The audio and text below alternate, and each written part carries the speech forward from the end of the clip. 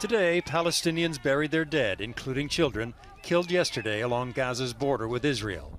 The confrontation spread today to the West Bank. Palestinians doubly furious that so many died and that the U.S. opened its embassy in Jerusalem. We're here to say that this Israeli oppression will not break our will or our popular resistance. The United Nations held a moment of silence today for the dead amid frustration with the U.S. move.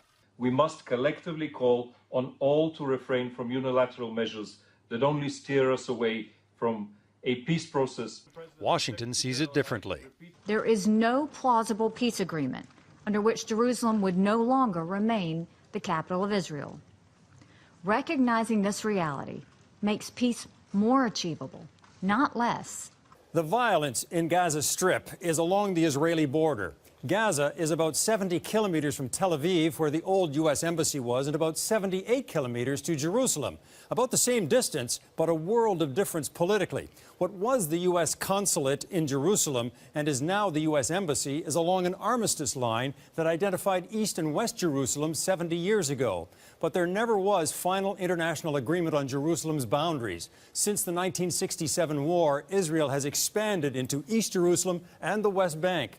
But Jerusalem remains a holy place for Muslims, as well as Jews and Christians, making it politically combustible. The Trump administration decided it couldn't wait, and Israel's prime minister suggests Jerusalem is now Israel's. God bless Jerusalem, the eternal, undivided capital of Israel.